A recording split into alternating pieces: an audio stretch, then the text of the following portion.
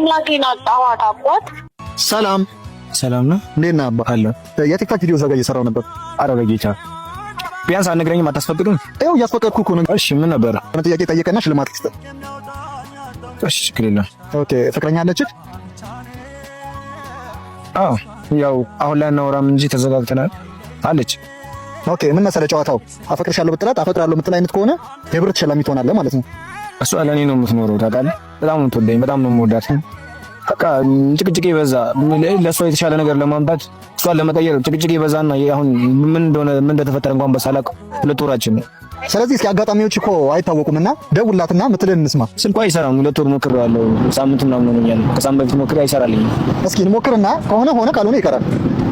እሺ እየጠራኩ ነው። ሄላ እናት ነው የምጠራት። ነገራችን ላይ እናት ደህና ነሽ? አለሁ። ድምፅሽ እየታፈነ ነው። እስኪ ከፍ አድርገሽ አውሪኝ። አሁንስ ይሰማል? ምን ውስጥ ሆነሽ ነው? ደህና ነሽ ግን? ደህና ነኝ። አንተ እንዴት ነህ? አለሁ። እንዴት መጨከን ግን ቻልሽበት እናቴ? እንዴት ምን አደረኩሽ? እኔ አልናፍቅሽም? አባቴ አንተ ሳትናፍቀኝ ቀርተህ አይደለም። አንተ የሚጨክል ልብ እንደሌለኝ ታውቃለህ። ወር ሙሉ ግን ኢቭን ምጨቃጨቅሽ፣ መናገርሽ፣ ምቆጣሽ እኮ ነገን የተሻለ ለማድረግ ነው። ካንቺ ጋር ልጆች ወልጄ ቢያንስ መስመር ይዤ መኖር ስለምፈልግ ነው። ያንን ነገር ቆጥረሽ ነው አሁን የምር ዘግተሽኝ ያለሽው? ምን አደረኩኝ እኔ? አባቴ በእውነት አንተ እንደምታስበው አይደለም አባቴ። ከባድ ነገሮችን ታሳልፍ ነበር የፈለኩት አባቴ። እኔ ማላውቀው አንቺ የምታሳልፊው ምን አይነት ከባድ ቀን ነው? ያው ለአባቴ በቀደም እኔ እናንተ ካወራን በኋላ ባንተ በጣም ልቶባት ነበረ። እናም ገዳም ይዣት ገብቼ ነበር።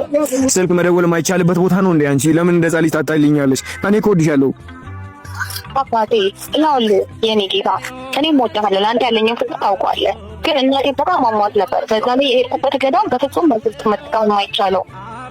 ቢያንስ ጭንቀትሽን መጋራት ማልችል ከሆነ እኔ ምንሽ ነኝ? ምን አደርግልሻለሁ? እያንዳንዱን የህይወቴን ክፍል ታውቂያለሽ። እያንዳንዱን ነገር ሚስጥር ታደርጊብኛለሽ። እኔ ጋር ስትመጪ ስትበሳጭ እንትን ስትይ እኮ ነገሮች እኮ ይገቡኛል። ግን ለአንቺ የተሻለ ነገር ለማድረግ እያሰብኩኝ ነው እኮ እማ። ቢያንስ ይሄን እንዴት እንኳን ግልጽ አታደርጊልኝም? የምር ገዳም ነበርሽ?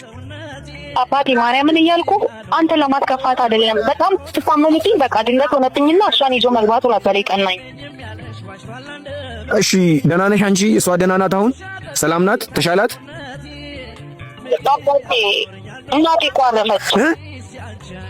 እናቴን አጣኋት አባት። በጌታ ስም ምንድን ነው የምታወሪው? ምን አይነት ጨካኝ ነኝ? ምን አይነት አረመኔ ነኝ? በቃ